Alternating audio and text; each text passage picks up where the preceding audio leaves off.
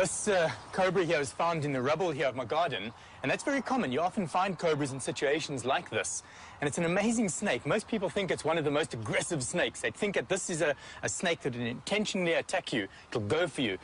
That's not aggression. That snake's merely trying to warn me off. It's standing up so that I can see it, and I'm supposed to now move away from it. If I move around it here, you'll see how it follows me. It's, of course, going to follow every step that I make. Snakes respond to movement, the cobra especially. I'm going to show you something really interesting here. This cobra's really warning me with its hood.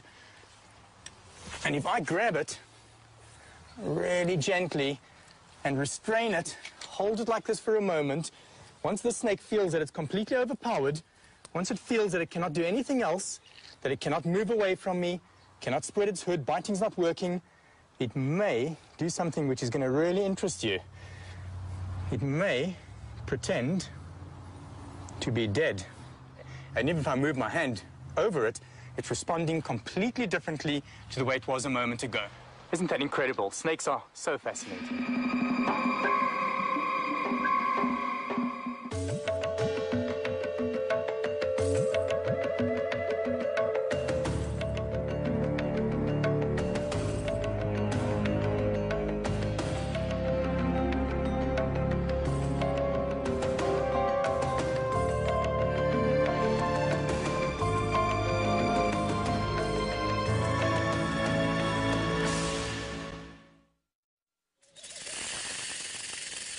Snakes are reptiles most of us prefer not to meet. And they're wary of us, too, which is why they hiss or rattle to warn us off. Such warnings are ignored at our peril. But a snake will only bite in defense, and only if it feels gravely threatened.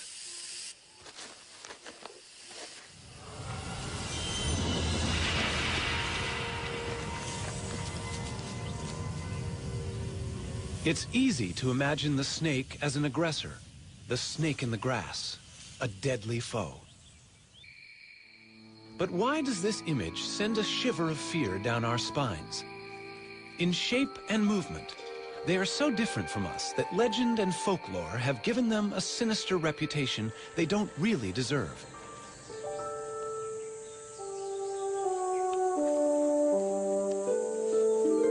How can we understand an animal that smells with its tongue? Or that hears with its whole body, sensing vibrations? The hypnotic stare of its unblinking eye can seem as alien as its apparent rebirth through the shedding of its skin, sloughed off like a scaly ghost of itself.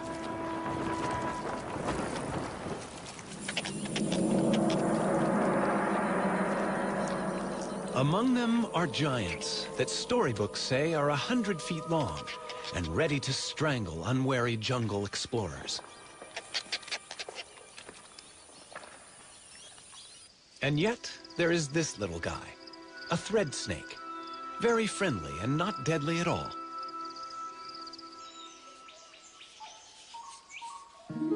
There is even beauty and grace in some as they go upon their bellies, silently through the trees. But where did snakes come from? An animal that looked much like some other reptiles alive today.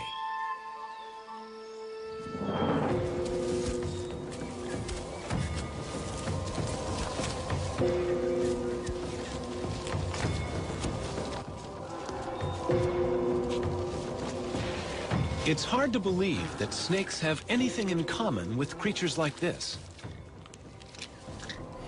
But in fact, every reptile descended from the same ancestor. This primitive ancestor led to two groups of animals, turtles and all other reptiles. All through the age of the dinosaurs and during the emergence of lizards, snakes were nowhere to be seen. But there were legless lizards, and it was from these that snakes evolved.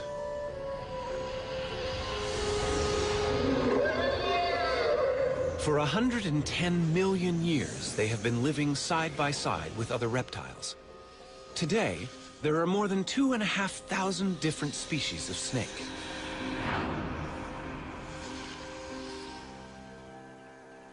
Hidden within their bodies, vestiges remain of the legs they lost. But snakes, with a skull, backbone, and a multitude of ribs, are able to move quickly in several ways. The serpentine crawl of the cobra. Most snakes move like this.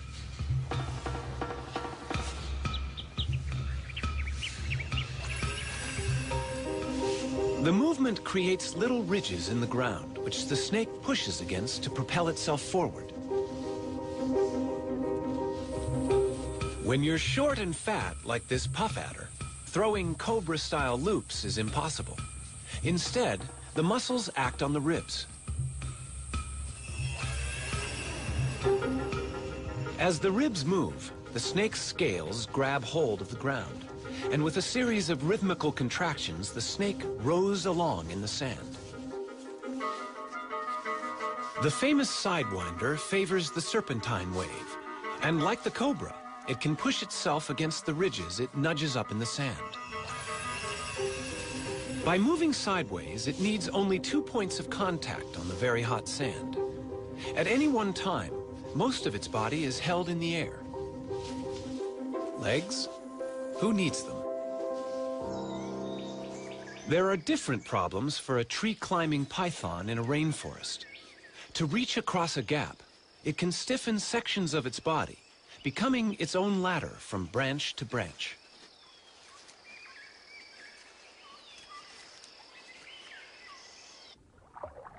This sinuous and flattened body, with its broad tail working like an oar, could be mistaken for an eel. But this is no fish. It's a sea snake. Most snakes can swim, though even the sea snake must interrupt its hunting now and then for a breath of air at the surface.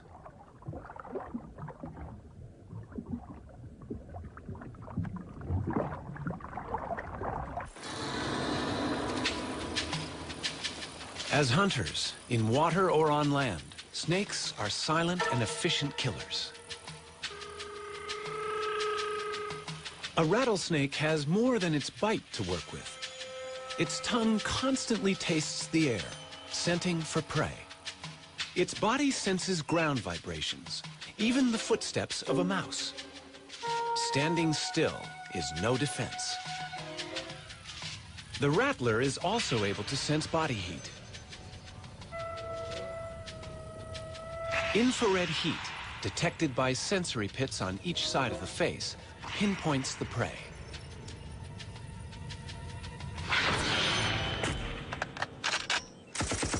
Their high-tech weaponry has been around long before ours.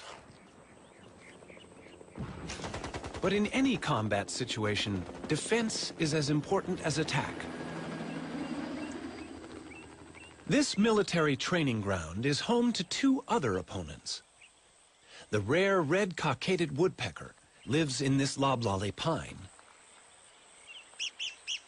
Its enemy is a corn snake, whose tactics are to climb the tree and steal the woodpecker's chicks. The bird's defense is to peck at the tree, releasing its resin.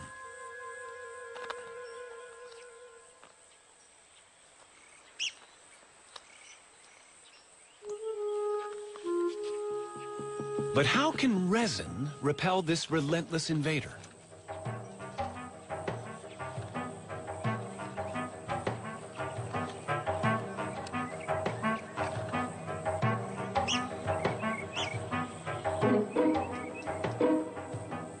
It's getting close. Will the woodpecker's weapon really work?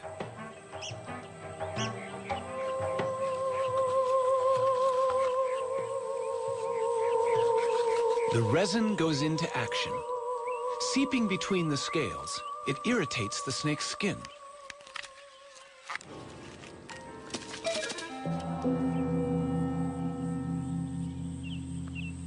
Woodpeckers won, corn snakes nothing.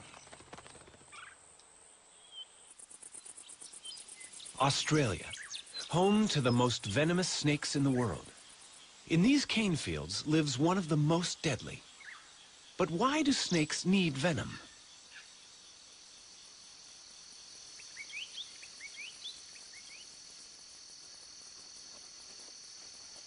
This inland taipan is hunting rats. The cane fields are alive with them. But they are dangerous prey. Rats can bite back.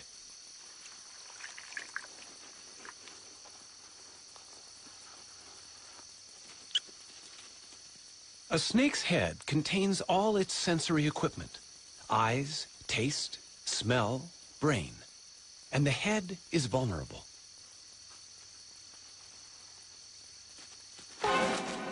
It bites and retreats immediately. The head is undamaged, and the venom is doing its work. The rat is now paralyzed. The snake can safely approach its prey. Venom gives the snake two huge advantages. It not only kills the prey, but by the time the snake begins to swallow the rat, the venom has already begun to digest it, breaking down cells in the body. The venom in a baby snake can be even more powerful than the adults. This young cantle viper is luring prey with its worm-like tail.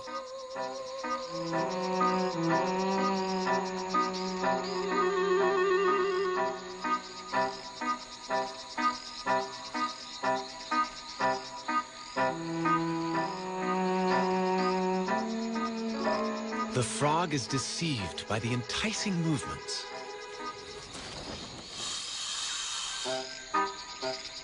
Unaware of its lucky escape, the frog remains convinced there is a worm there. Amazingly, the frog seems unable to see the snake.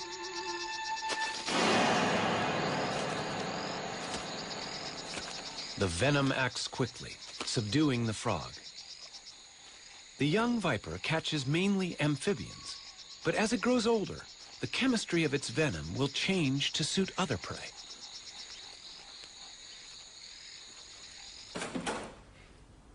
Donald Stridham works with South African snakes to understand how venoms affect the bodies of prey animals and how the venom is delivered during a bite. The snake that I've chosen here is a puff adder, and they've got the very long front-hinged fangs with a cytotoxin, a cell-destroying venom. I'm going to very carefully open up the snake's mouth and show you this mechanism. The snake doesn't like its mouth to be open. It's much like you going to the dentist and having your mouth prodded into. Now the fangs lie against the palate of the mouth. So if I just open there, you can hardly see the fangs.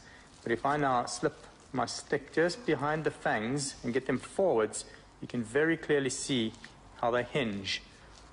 Now the fangs are covered by a skin sheath here. I'm going to try and slip this sheath up so that one can see the naked fang. And there we have one fang nicely exposed. These fangs are hollow. They work like little hypodermic needles, so they inject venom through the fang into its victim. And in fact, you can see a tiny droplet of venom on the one fang there. You know, the venom glands of a snake are very similar to the saliva glands in a human, in that if we have a dry mouth, our body very easily reproduces saliva, and the mechanism with a snake is almost exactly the same, in that venom is never easily exhausted. Under normal conditions, the snake is never without its venom. A gaboon viper produces venom in huge amounts. It's a large, fat-bodied snake and needs to have a lot of venom to subdue large prey quickly. The viper is too slow to chase its victim. To inject such large quantities, the gaboon viper has the longest fangs in the world. Each is almost as long as a human thumb. That's quite a bite. Even a smaller bite is no fun. Venom is breaking down the cells inside this man's punctured leg.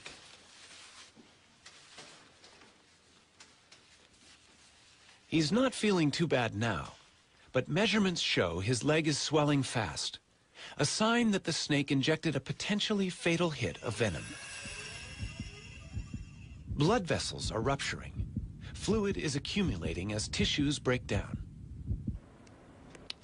Only the correct antivenom can stop the process before vital organs are damaged.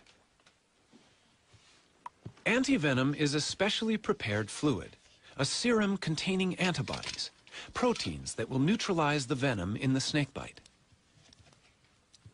The patient has survived the night, but the tissue damage continues for a while. There is still venom present. Although snakes are not trying to kill us, it's worth knowing how some of them bite. The next snake that I have here, it's Africa's most venomous snake. And this is a boomslang. It has drop for drop the strongest venom of any snake in Africa, more so than a black mamba or any of the cobras.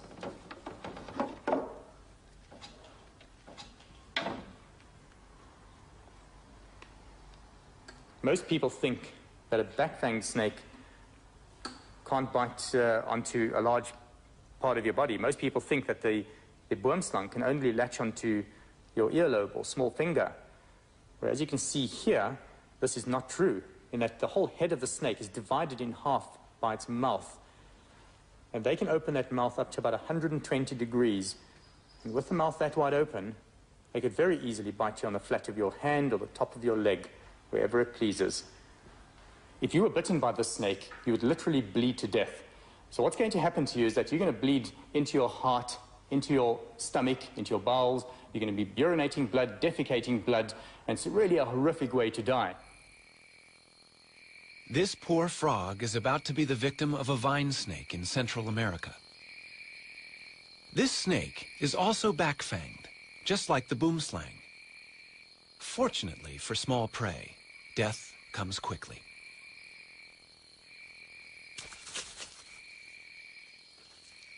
The venom of some snakes with fixed fangs attacks the nerves. Now, the front fixed-fang snake that I've chosen is a snouted cobra here. These fangs are much smaller than the front hinged fangs of an adder. Those fangs don't have to fold backwards. You see, they remain erect in the mouth. So the snake merely has to snarl its mouth and so inject its venom. And sometimes a mere scratch is enough to kill you. The neurotoxins would interfere with the neural communication system of our body and paralyze the vital organs, so the heart or the diaphragm muscle, and one would die from asphyxiation. You literally cannot breathe and possibly die of heart attack. In most countries where people face a daily risk of encountering snakes, wood piles and exposed trash heaps are surprisingly common, yet all can encourage snake trouble. Wood piles provide shelter for snakes, and trash attracts rats. What better prey is there here in Africa for a black mamba? 6 feet of powerful hunter, it haunts the outbuildings and can strike like lightning with a quick-working venom.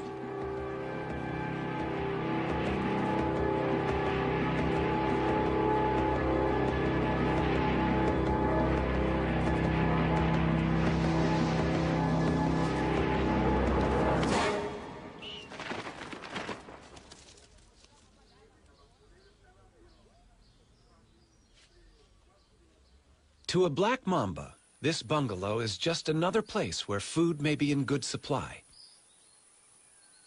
Inside, Tony Morgan confronted an uninvited guest, and it bit him. This is a typical corner that snakes like to hide in, and it was a similar corner like this near my front door on the farm that I found a mamba all curled up here with my fishing rods and various things like that. And as I don't kill anything, particularly snakes, I grabbed this particular implement and I thought that I hooked him out and I thought that I'd pinned him down. Unfortunately, he was able to stretch quite a bit and he got me just below the knee with one fang. I then lasted exactly 30 minutes. Anne, my wife, got me down to Donald's place very quick.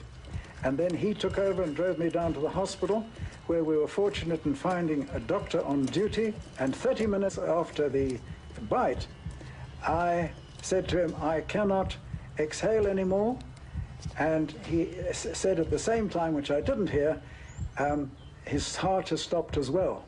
So in effect, I was dead at that time.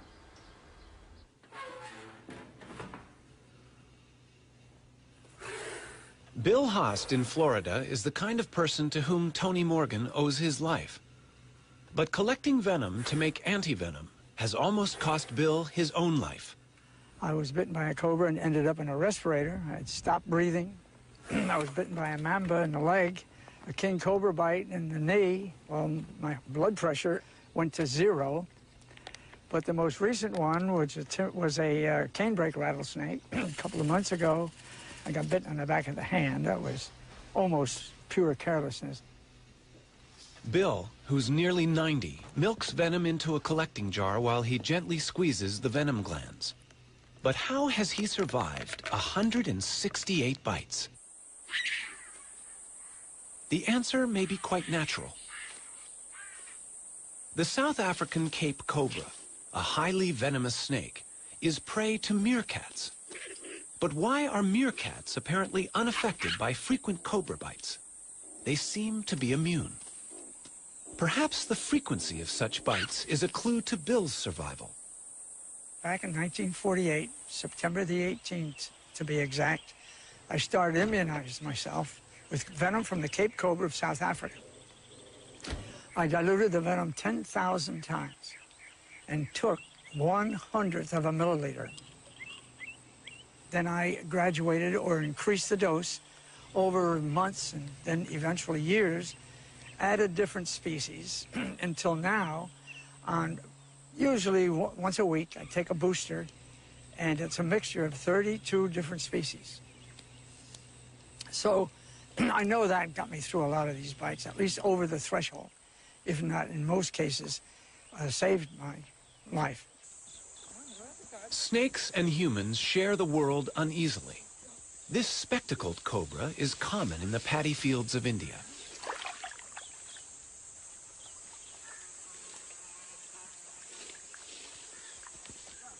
Every year, more than 10,000 people are killed here by snakebite. Antivenom is unavailable. For the same reason, snakebite is a major killer across Central and South America, Africa, and Southeast Asia. It's hard to arrive at an exact number, but at the lowest estimate, 50,000 people die each year.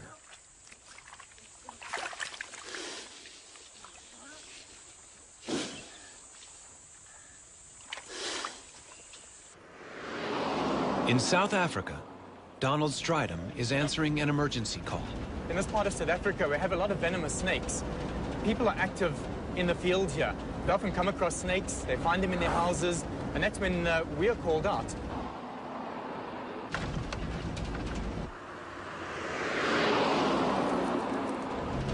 Seems to be the place over here. Lots of people standing around there. A snake in a house is a cause for local excitement, but the occupants have already followed the right emergency procedures. Everyone has left the house, and they've not only closed the door, but sealed it as well with a towel. Donald can be fairly sure that the snake is still inside. What I'm going to do here is have to put a visor on, because in a situation like this, it's very possibly a spitting snake. So I'm just going to get a few things that I need here.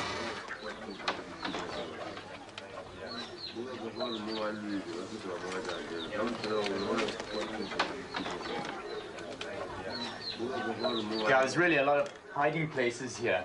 The snake could be anywhere. This is really, yeah, it's a bit dark in here as well, so one's got to be really careful. But just take care where you walk over there. You take it easy. There are places around here where it could easily just spring out on you. So if you guys just stay back a bit there. I'm going to have a look in these dark areas. I need to stay in the open area of the floor, because I suspect it to be behind things around like this here. Oh, that's clear.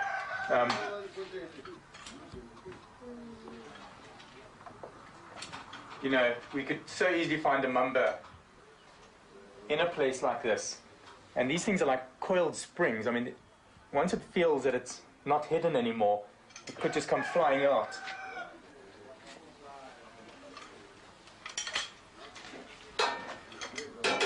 You see, these are perfect. You'd find rodents here as well. And this is what the snake was probably looking for. Or to just trying to hide from the disturbances outside, possibly.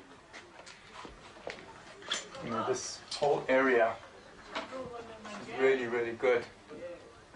Look at these mats under here. No, nothing there. You know, I don't know. Sometimes they even find an escape. They could actually maybe even get out from where the door was plugged out there. It could have pushed past there. But I think we just maybe should carry on looking. You know, it could also have climbed. I mean, these walls are pretty rough up here. I think to take a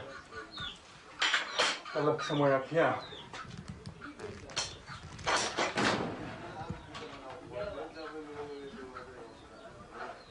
Nothing there. Oh, yeah. Whoops. There's something up there. There's something in the corner over there.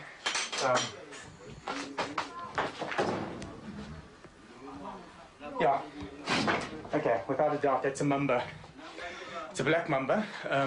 There's a piece of coil just around between the roof and the wall there. We know that mambas are very, very poisonous. I mean, if this bites us, we're quite far from a hospital now, so we've got to be really, really careful. And if you can just stay in the furthest corner away from me there, just out of my way, I'm going to bring it down and just get it straight past you outside and then deal with it, get it into the bag.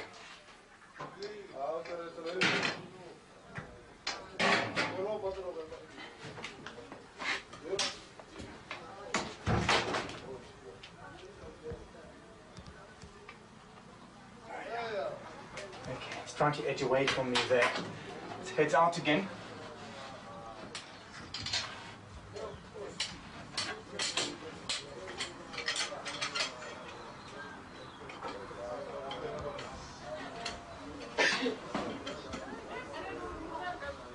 Yep.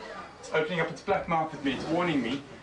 You know, it's interesting that the snake doesn't just come out attacking, but at this stage, having it like this, it obviously feels threatened. At this stage, it'll bite whatever comes near to its mouth. And it's a big snake, bigger than I thought. It's a long animal. Just watch it behind me there. Please don't just come any closer than that.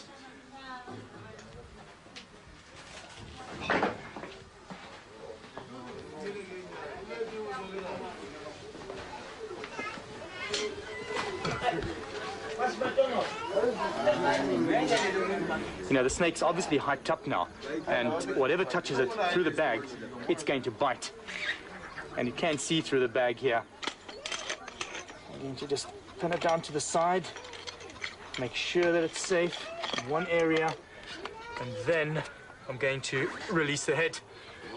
Just take care, they don't come too close. Now, you just touch that bag and this thing bites. I'm going to find a safe place to release it. Let's get it in there.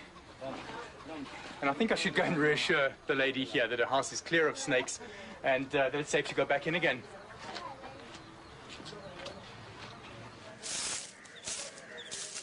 Housewives in India are troubled by snakes as well. The men of Vindravan have also made a profession out of removing them.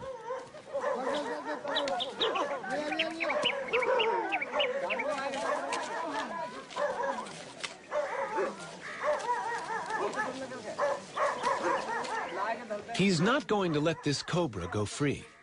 For hundreds of years, this has been a village of snake charmers. The snake is captivated by the swaying pipe, following every rocking movement. And that's the snake charmer's secret. The music plays no part. It's probably too high a frequency for the snake to appreciate. It has no eardrums. Sound vibrations are perceived only by way of the skin, muscle, and bone.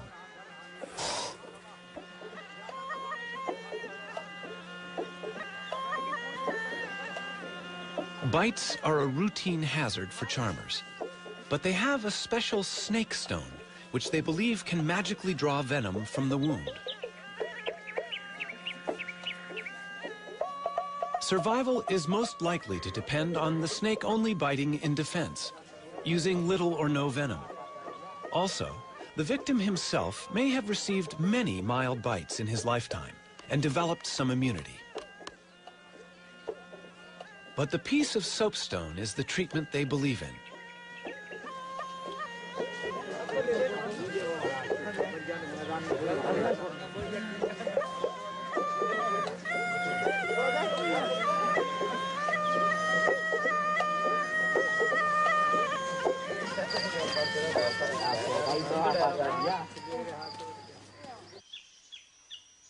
This baby cobra in Africa is one snake that no snake charmer would ever use.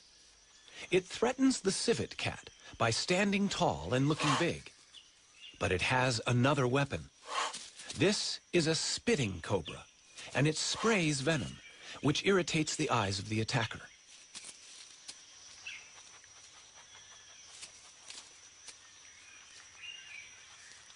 It's not lethal, but it works.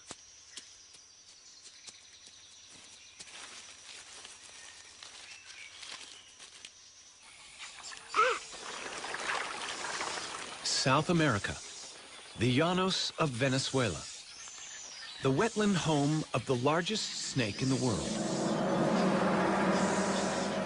the anaconda. This giant has no venom at all. To capture prey, it relies on muscle power, coiling around its victim and squeezing the breath out of it. And a large snake needs large prey.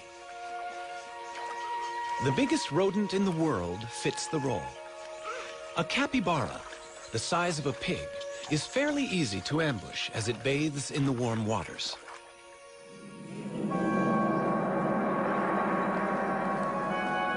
The snake must have teeth strong enough to hold on to such lively prey, and be ready to loop its body tightly around the capybara to avoid being bitten or scratched.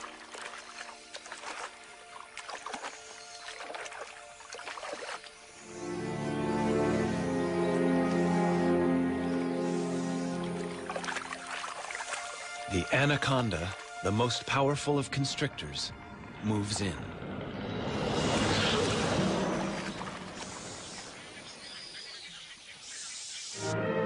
Look out, Jimmy. Hold that head, hold it. Mike hears Jimmy's cries for help.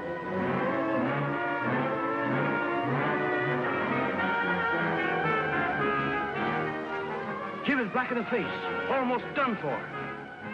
To be safe, the actor needed to know exactly how a large constrictor kills, just as Donald Stridham does. I caught the snake on somebody's farm. It had eaten something really large, and the farmer was worried it's going to eat his dogs or even maybe his children, which isn't totally unrealistical. Have a look at that. Yeah, it's getting me around the arm here. I can really feel it. You get this area here. I mean, you can see how it's stopping the blood supply there. And this is my arm, so I mean, I can handle it. I can wrap it off me here. But can you imagine that around somebody's neck? I mean, that's pretty tight over here. This movie that we watched, we've just seen it with this Jimmy, where it had wrapped around him. It wasn't totally wrapped around his neck, not like the way this has got me around the arm here. With Jimmy, I could literally see that he turned around to get this python around his body, and it wasn't a natural constricting pose. Whereas this snake has got me. I mean, look at that. My arm's going quite red there. You have to try and make a plan here. It really got me. One thing I got right in the movie was that the python, like many other non-venomous snakes, are ambush animals. They will lie in ambush for their prey. It'll lie there, wait for the animal to come past, strike at it, bite it, and hook it with those 100 needle-sharp teeth. It then throws coils around this animal while it pulls the animal into the coils. It then asphyxiates the animal. Every time it breathes out, it tightens more and more, and the animal dies of suffocation. If one looks into the mouth of this python, you can see a little circular tube, and that is the extension of its epiglottis. And it's very useful for a snake to have this, because what happens is, when it swallows, that'll extend right out of the mouth and so it can still breathe while it's got a full mouth of antelope. I think the snake deserves to be released now, so not to stress it too much, I'm going to release it here in the bush. And this looks ideal here. And as soon as I let the head go, that's it, I can feel the coils have immediately relaxed on me there. And the snake just wants to get away, straight into the bush there. Wow, look at that arm. This arm's gone really quite red there. What a relief to have that off. This is great. I love letting snakes go back into the bush. It's such a nice feeling. If you can do something for them as well, it's a nice feeling for me, and hopefully for the snake.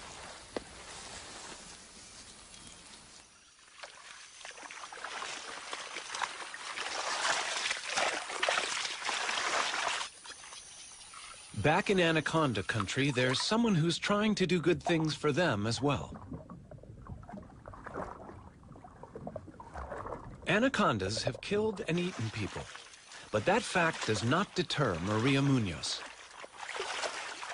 At the ranch of El Cedral, the petite Maria is on the track of her favorite animal.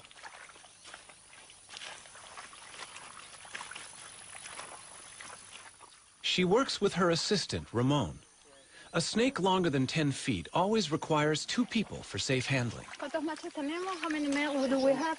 It's the breeding season for anacondas, and Maria recognizes this group as small males. She hopes they will lead her to the much larger females somewhere nearby. The males are placed in bags to keep them out of the way. Bueno, burbuja. The female they find is 13 feet long. Voy. Maria uses a trick to calm it down. No. She dips its head in the mud so it can't see. She's very quiet. Y le vas a poner en la cabeza. Beautiful.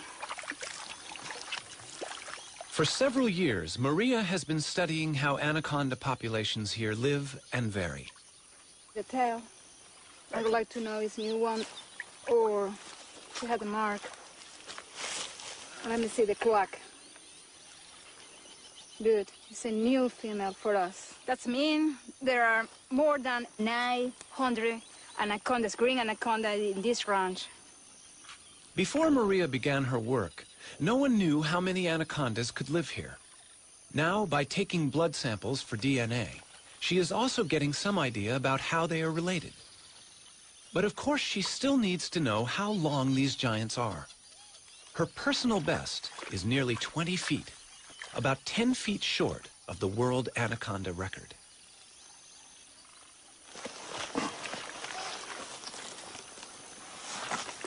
Ya. ¿No se sale? These are the heaviest snakes in the world. But this one is a little lighter than the 485-pound monster in the record books. 44.45 kilograms. Some snakes, like this South African tiger snake, not only constrict their prey, but are also venomous. I've got the tiger snake's favorite prey. It is a striped skink. Now I'm going to bring it in closer, and you're going to notice that the tiger snake will bite and poison its prey, also wrap around it to constrict and kill. Now this is of course a dead skink, so I'm going to move it around so that the snake thinks that it's alive.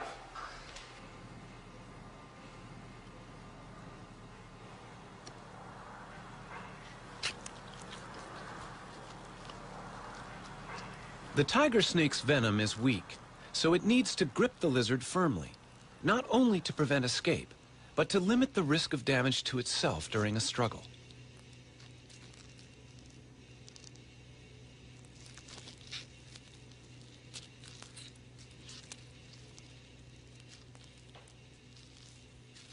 Even more remarkable is an African egg-eating snake's ability to get its mouth around an egg. All snakes can eat meals bigger than their heads. They simply open very wide, and then ligaments allow the lower jaw to expand. Still, the egg cannot be crushed until it reaches special bones in the spine, which can pierce the shell.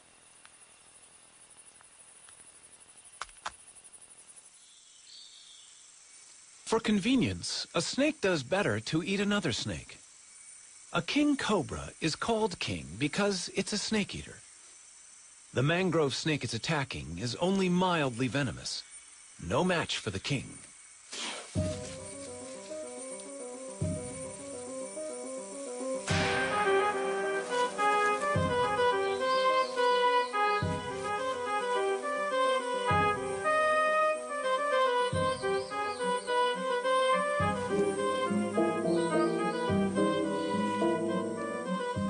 It's not easy for the king to judge exactly how long this meal is. But since the king is the largest venomous snake in the world, chances are the victim's tail will be reached easily and swallowed.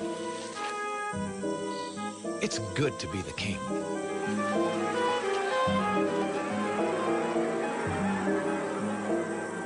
So how would a snake avoid this fate? One way would be to play dead. This eastern hog-nosed snake is giving his best performance. Its play acting must convince a threatening indigo snake. There is an interesting moment of standoff, but the actor has another defensive card to play.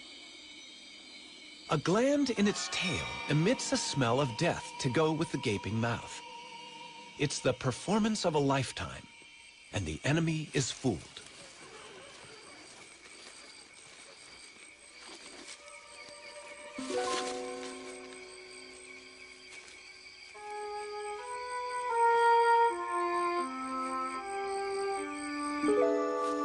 A snake that looks dangerous can keep predators away. Red next to yellow will kill a fella is a useful rhyme about a coral snake. It is venomous. Red next to black is a friend of Jack is true for a milk snake. It mimics warning colors and only pretends to be dangerous. A pretend head keeps the real head of a Calabar ground python safe. The real head has a tongue that gives it away. But the deception can be good enough to cause a predator to attack the tail by mistake. And a tail is not a vital organ.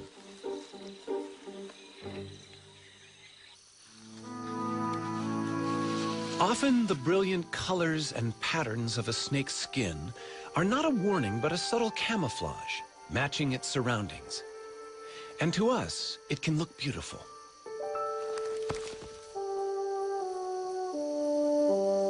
Scales come in endless varieties of shape and structure.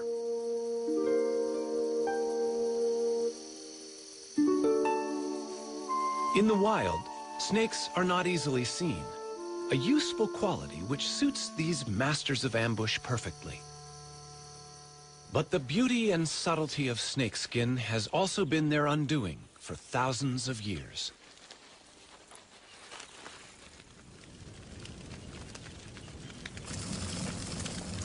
Fire is traditionally used by hunters in Cameroon to expose the hiding places of aggressive rock pythons.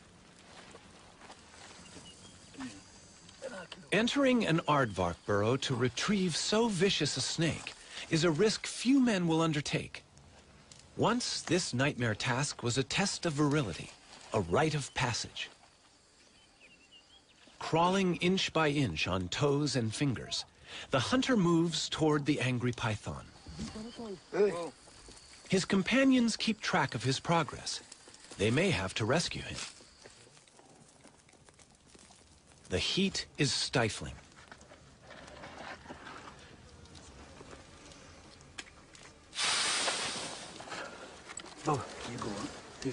The hunter must squirm back through dust and biting ants, dragging 100 pounds of python.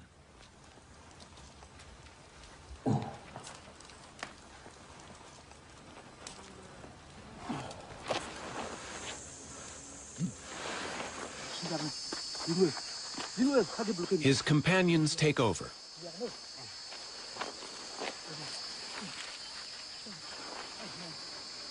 These are the last of the python hunters left in Cameroon. Firearms have made it easier to kill other animals for food and skins. But the meat on this snake in former times would have been essential and its skin a profitable result from such horrific effort.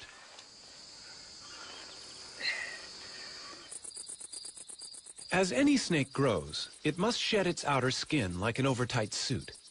The new scales revealed are at their best.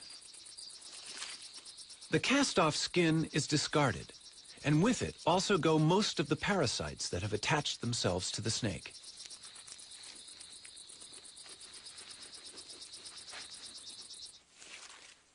The regular shedding of dead skin has special significance for rattlesnakes. Each time a rattlesnake slips out of its old skin, its rattle gains another section at the base. The rattle is a series of loose-fitting interlocking scales that, when shaken, produce a sound that warns large animals not to step on the snake.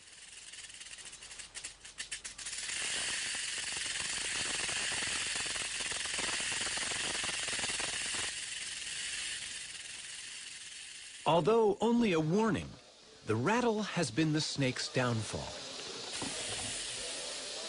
Their noise makes them easy to locate, and as a result, tens of thousands are killed every year. I hate rattlesnakes. J.P. Jones sees rattlesnakes only as potential killers of people and livestock. He's hunted them since he was a boy. But recently, he's finding it harder to find them. He simply can't hear them, even with the listening apparatus he designed himself. There are rattlers around, but many are becoming quieter.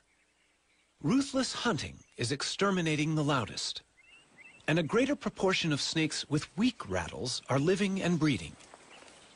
Not having a loud warning, of course, makes a snake even more dangerous. But J.P. is undaunted, and his roundup goes on, presumably until only silent rattlesnakes survive in his part of Alabama.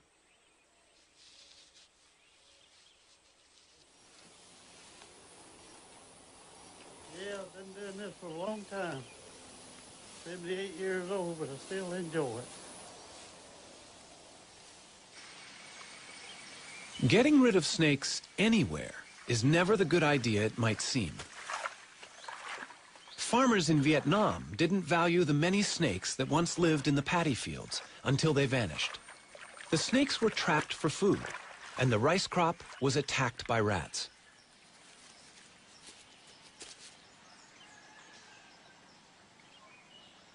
A third of the country's crops was devastated by the rodents.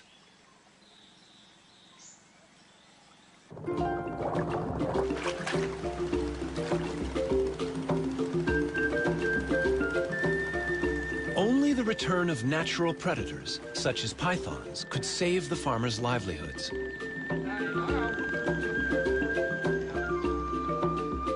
The government's official snake repatriator is Dr. Nguyen.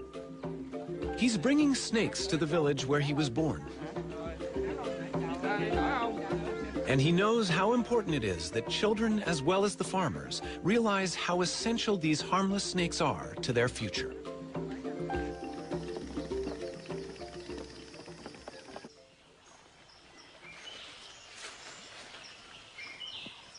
Each python released can potentially eat about 100 rats a year. Dr. Nguyen will release 20, among them females, that could each have 20 to 80 baby pythons a year.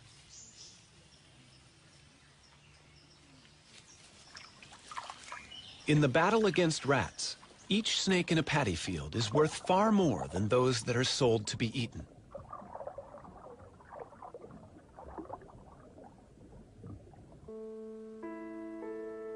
The snakes in our world can be partners in our survival. We're learning more about them all the time. But there's always a new twist. Well, sometimes when the snakes shed, it's not a complete shed, and we have to help it. And in this case, the top scale wasn't quite off, and I think I can get it. Now he's all done. A snake with two heads. Something went wrong in the egg. Such creatures are not uncommon. Only one head can feed, But this ring-necked snake will survive happily. It's very interesting how attached people get or not get to their reptilian pets. Most people think that how can you get attached to a snake or a lizard as compared to a fluffy kitten or a cat or dog? But in a way, you really do get attached to these animals, partly because you soon realize how individual they are and how the personalities differ. By and large, you do get very attached to your animals. I'm constantly surprised by snakes. They're fascinating animals. Just everything about them is so different to us. They smell using their tongues. They move without any legs. They're cold-blooded. They have no ears. And they're just so interesting. They're so different and so much to learn about them. Most of us might prefer to leave snakes to the experts. But love them or hate them, they're an important part of our natural world. As we shed our fears and learn more about them, we might find they're not such bad neighbors after all.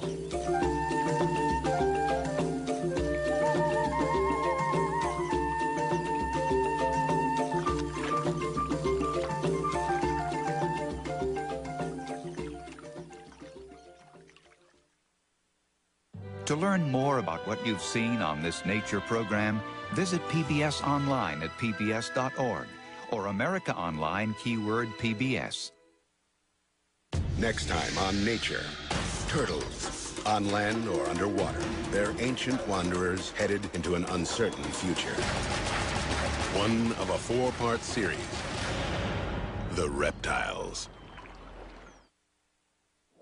The Reptiles Complete Home Video Set is available for $39.95 plus shipping. To order, call 1-800-336-1917 or write to the address on your screen. I was bitten by a cobra and ended up in a respirator. I stopped breathing. I was bitten by a mamba in the leg, a king cobra bite in the knee. Well, my blood pressure went to 0. I can really feel it. You get this area here. I mean, you can see how it's stopping the blood supply there. And this is my arm, so I mean, I can handle it. I can wrap it off me here. In a way, you really do get attached to these animals, partly because you soon realize how individual they are and how the personalities differ.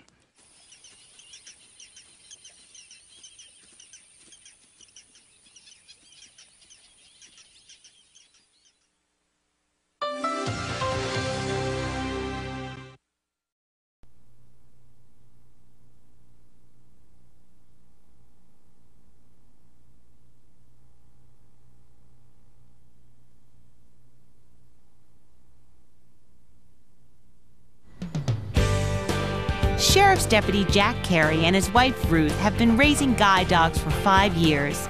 Oh, we can't wait to see your babies. Now Hannah, their favorite, is expecting 8 future guide dogs. Oh, I do. I see it. Look at it. Yes. Oh, Hannah, you're a good girl.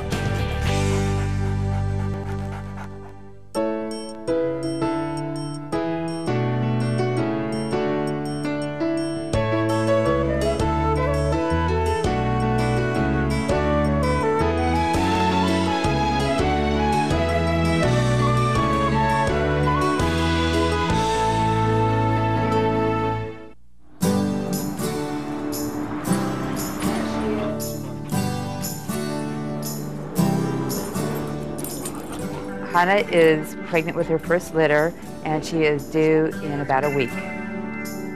Hannah is special to us in many ways. She is just a real loving dog. She's a lover. She likes to have you pet her, and she'll sit next to you and just let you stroke her. Hannah is special because she's going to be a good mommy. She's my good friend. She's a good companion. She's sweet. She's lovable. Oh, yes, I love you. About 2 years ago, we each had separate accidents. Ruthie had one where she was hit by a car and broke her collarbone. I had one about 2 months later or so where I crashed my motorcycle and also broke my collarbone. We were focused quite a bit on recovery and our own selves. Hannah was was the ticket for us to quit focusing on our own selves, and we needed to get on and get recovered and get back to our lives. And she was just perfect to help us do that. You know when they put their vest on that they're going to work. We initially got her to raise as a guide dog puppy. Well, they liked her features and her line from her mother and her father. So as a result, they said, let's breed her. And they asked us, would you mind keeping her as a breeder? And we were just ecstatic. And that's where we're at today. 2.5 years later, she is ready to have her first litter. Hannah will make an excellent mother. She's a good mom to the guide dog puppy we're raising right now, and she's a good playmate with him. She's a wonderful companion.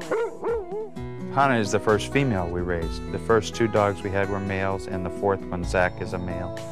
And I think there's a difference there too. She's much more in the nurturing way. She's always willing to just let you adore her like this. I work for the LA County Sheriff's Department. I'm a deputy sheriff there, and I teach a class on the sight and hearing impaired. What are we going to do?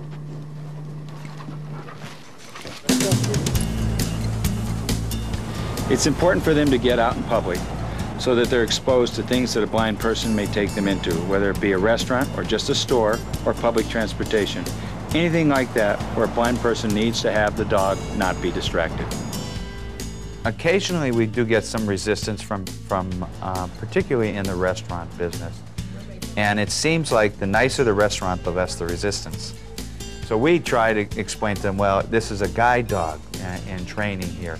You know, you really can't deny us access because what you're doing is you're discriminating against the disabled when you do that. Does that feel good, nice and cold on your tummy? I'm comfortable with dogs and cats and animals. I love them. We were out in the rural area for the good part of my life as a child. Well, when I was growing up, we didn't have pets around, and I was scared to death, absolutely petrified of black dogs especially. Hannah was mated with a big yellow lab. He's a real light color, and they're hoping to get some yellow puppies out of the litter.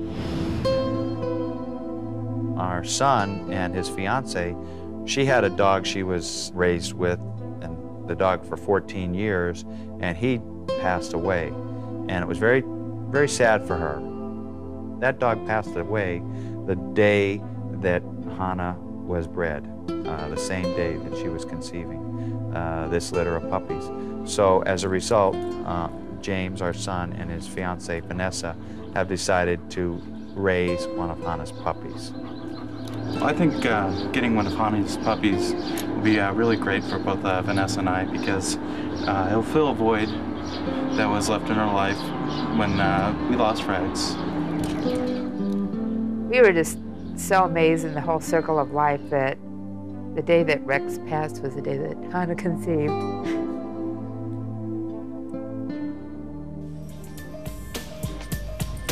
I would say we're starting to get a little nervous. I've never actually witnessed a dog giving birth, so I'm looking forward to that. The birth of Hannah's litter will be a big adventure. Like I asked her, I said, well, honey, what are we going to do for Mother's Day? What would you do? What restaurant would you like to go? She says, I want to be at the kennel with the puppies. And that's where she wants to spend Mother's Day. And I think it's appropriate. Okay, Hannah, this is your big day. We're going to see how many puppies we have there. Go get some x-rays. Hannah's big day, a big adventure.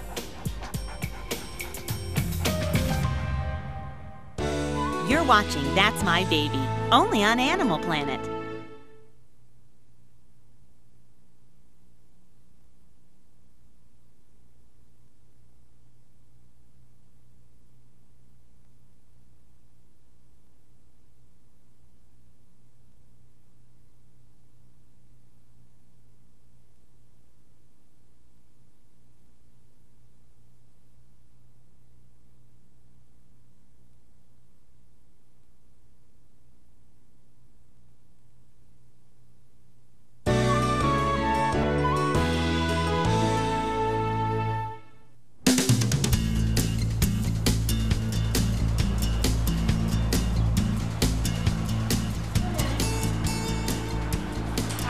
Hi there. How are you today? Good. How are you? Hannah. Very good. Okay.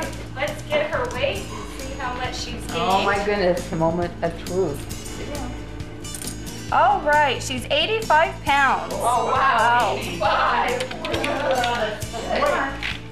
So let's head back for her x-ray and see how many puppies. All right. Come on Let's in. go, Pete. Oh, there you go. That's my girl. We need pictures of puppies. Okay. Oh, look at that hairy belly. We're gonna count those babies. It's all right. Nice and still. There you go. Good girl. Oh, good girl. Okay, let's take a look at our x-rays and see how many we've got. Oh boy. How are you at counting? Now remember, they're superimposed one side over the other. Oh really? So are we looking I for can see spines? one here. Is that one there? There's a spine. Here's some heads. Okay. And there's little another one bubbles. down here, Little right? bubbles. Yes, that's correct. How about this? 1, Okay. 2, 3, 4, 5, 6, 7, 8. That's what I see. 9? Possibly. The body of the uterus is in back where they all have to come through into the birth canal. Then it looks like a Y in front of that. And so we have babies that are in one horn on top of the babies in the other horn when we look at this x-ray. Okay. So they're superimposed. And that's why it's so- difficult to tell exactly how many in one film, because some are on top of the others. And of course she's thick, so it's difficult to distinguish everything because of the size of Hannah at this point. God. The puppies are calcified enough at about 50 days of gestation that we can start to see them on the x-ray. And they're about 60 days. And Well, so- no, they're about 57, I think. So they're about halfway to the point of what they'll be when they're delivered. But this gives us an idea of how large they are, and we know how big her pelvic canal is as we look at this, and we can have a pretty good idea of whether or not she's going to have difficulty delivering. Does it look like she's going to be okay? She should be fine. This is great. Yeah. Great news. Huh. All right, Hannah, you did really well. Thank you. When she starts into labor next week, if she goes more than 2 hours without delivering a puppy, then you need to call us. We'll be available, and then we can intervene if we need to. But I think everything will go fine. The puppies aren't too large.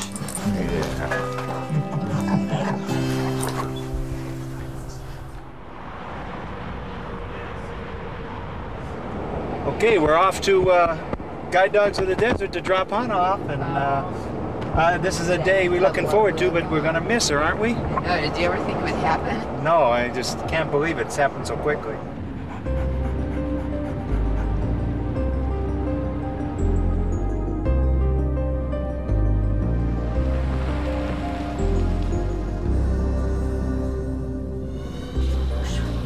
Hey, Hannah!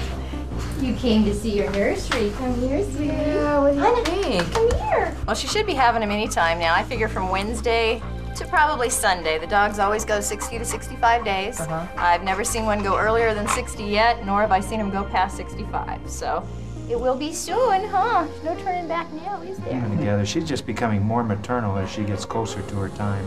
Yeah, what a good girl. It's okay. Yes, you're doing just great. Oh. So how'd things go with the x-ray? Well, she's got possibly 9. Oh wow. Well, that's normal for labs. Maybe Usually- more. Usually 8 to 10. I'm gonna bet on 10. Oh my I really gosh. think there's 10. Oh my gosh, Hannah. When she first starts her labor, basically, we'll see a little bit of nesting. She'll start shredding paper. She'll find dark places that she wants to lay, hopefully in here or outside in a corner, whichever she prefers. Most of the time, they refuse to eat within about 24 hours before they give birth. And then we'll also be taking her temperature from today on at least 2 to 3 times a day. And the temperature usually will drop at least 1.5 to 2 full degrees before she actually goes into active labor.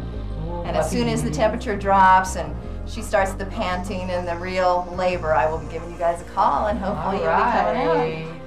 Good to see the baby's born. Good luck. Just for a few days. I'll call you when she goes into labor. Where you going, baby? Bye-bye. You stay here, sweetie. We're going to leave you with Laura. You're going to be fine. We'll miss you, but we'll see you in a week.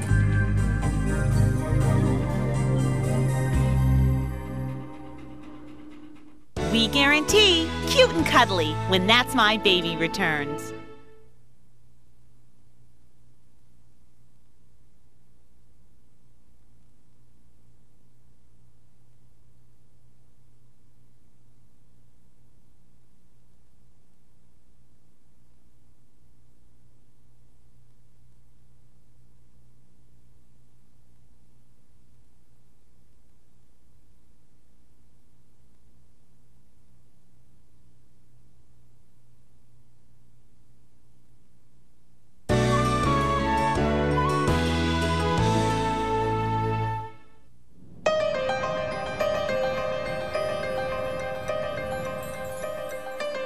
Hi Ruth, how you doing?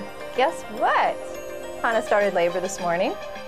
Yep, she would not eat. That's probably the biggest sign. You know what a chow hound she is. And she's nesting, she's panting a lot. And I think we still have some time, but definitely she is in labor. And this can go on for a little while, just depends. With the first litter, I've had them deliver as early as 7 puppies in 3 hours, and I've had them go as long as 48 hours, so let's see what happens.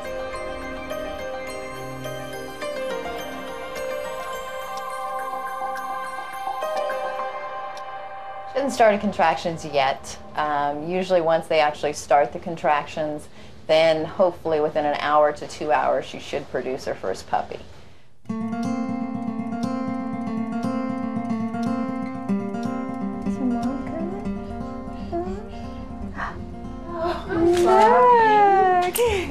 Sweetheart, how are you? Oh, happy Labor Day, isn't it? She's doing good. I love you. So far, she's just, she's panting, she's having restlessness, digging, nesting, and then she just passes out and takes a quick little nap. Yeah. Oh gosh, it's gonna be fun to see how many babies are in here. Yeah. Maybe she'll surprise us with 10 instead of 9. Oh. Well, let's check you out, Hannah, and see how you're doing now, sweetheart. Looks like an awful lot of fluid coming out. Yeah, she's really leaking. Yeah, I would say probably one of the sacs is broken. So now, when you say one of the sacs is broken, is that like one in each of the horns of the uterus, or is it something else? Actually, each puppy, it comes in their own sac. They're individually wrapped. Yes, individually wrapped. Sometimes the sac will burst ahead of time, and then you hope that the puppy will be born within, hopefully, 15 minutes or so, because then they're in there dry, and basically they've lost their oxygen source as soon as they've broken away from the uterus.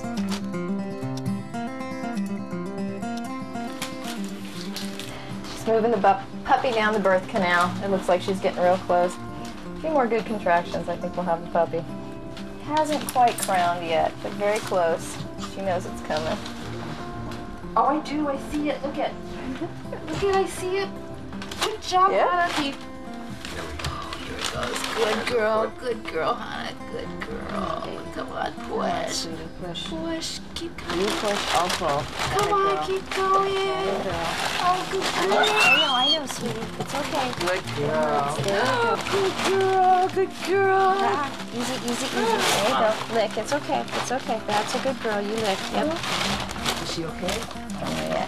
Yep. It's breathing. Not that one. It's moving, yeah. I was too. Come on. There you go. Good girl, Hannah. You lick it. Yes, you lick it. Good girl. Guess what? It's a yellow girl. Oh. I think that's what I said. Yeah, I was a little concerned because the sac had broke a while ago, and I was afraid the puppy would suffocate before it came out. And that's why once she pushed it, when she was having contraction, I was just gently pulling because I wanted to make sure we could get her out of there as fast as possible. But I can only pull when she is having a contraction, just very gently. Good girl. Would you like to weigh her? Oh, I'd love to. Here you go, sweetie. And you are 14 3/4 ounces. Oh, what a little tub. Usually lab puppies tend to be about 12 to 20 ounces, so she's good size. Welcome to the world. I can feel it's right here. Just hasn't quite come out yet. Come on, couple more good pushes, baby. Yeah, you're doing great. There it goes. There it goes. No, it's another yellow. It's okay, sweetie. Go ahead.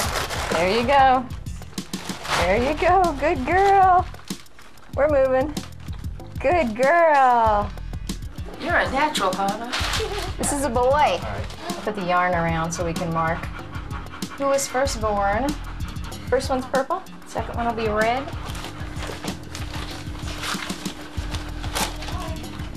You get to be orange.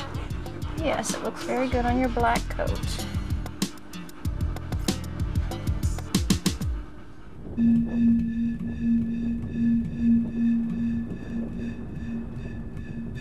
Oh, uh-oh. You know what? I need some thread, Jack, as quick as you can. She's moving. She's moving now, but she's bleeding quite a bit. I gotta keep the head down. Oh, there you go. Yeah, she bit this one a little short, so there was a lot of blood coming out, but she's moving. Female. Another little girl. That's the little one that needs it. Come back here, sweetie. Because she hasn't had any contractions in about an hour and 45 minutes, we're going to give her 1 cc of oxytocin, which will help stimulate labor and contractions. There's at least one puppy definitely still in there.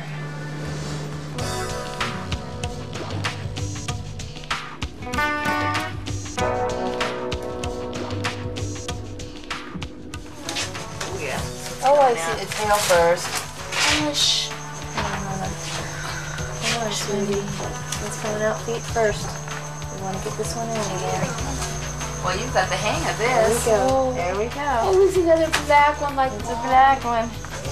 And we're moving. Oh, good job. We're squirming. Good job. We got another black one. I wonder which one James is going to pick.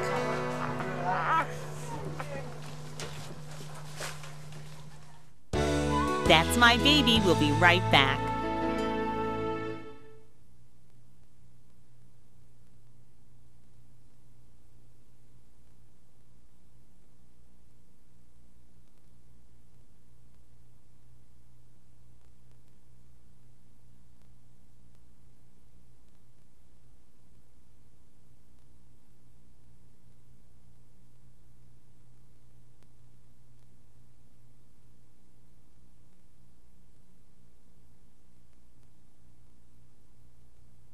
You know what's great about pets?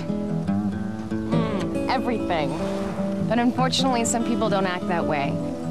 Animal victims of violence have no way to report those crimes. It's up to us. If you see someone abusing an animal, report it. Call your local animal shelter or police department.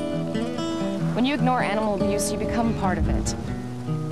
Pets really are the best. So let's do everything we can to help them. Right, guys?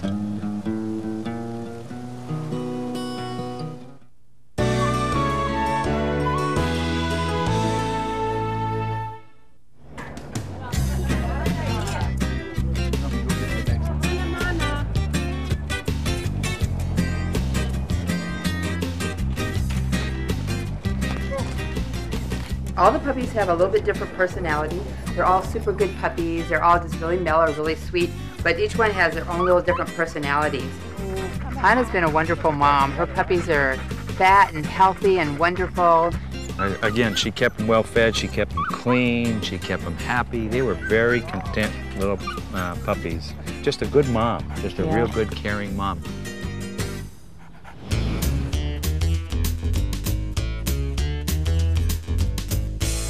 Well, our idea with having the puppy party was to introduce Hannah's puppies to the world, kind of their big debut.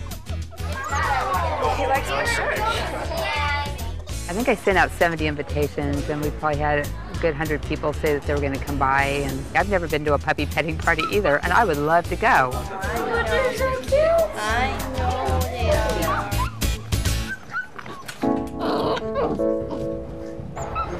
are. It's going to be pretty hard giving these puppies up. The good thing is I know they're all going to really good homes, and they're going to be living close by, so we'll get a chance to see them. It is difficult in that we have gotten attached to them, but the point is that, you know, again, what's the purpose of us having the puppies? It was to get them out to become guides, and the only way they're going to do that is if they go to raisers. We are very excited that James and Vanessa are getting one of the puppies. Okay. Well, it's down to Molly, There's Molly. Micah, and Maui. You want to cradle her? Kind of settling down, but she's still, look at her. She doesn't want to be held. All right, now we're going to do the towel test, which is, you know, we don't want her to chase it because that's going to mean that she's really focused on what she wants. Hi, Maui. How are you? Why don't you cradle her? Let's do the cradle test. Oh, she calms yes. down. Look at her. Yeah, she's going to be pretty mellow. You are going to be a mellow one, huh? You're the sleepy puppy, aren't you? I think she'd just rather sit around and take a nap and watch her toys come to her. So I definitely say we're going to narrow it down to these two. So it's between Micah the green and Maui the purple. I like them both too much. Today's a special day. Honda's puppies are going out with their puppy raisers today. This is the beginning of their official training. We're going to start off with Jack and Ruth's son and his fiance, and that's James and Vanessa. Well, one of the best parts of today is that our son and his fiancée, Vanessa, are getting to keep one of Hannah's puppies, and they're going to raise Maui the entire way, all the way through, hopefully, to graduation one day to being a guide.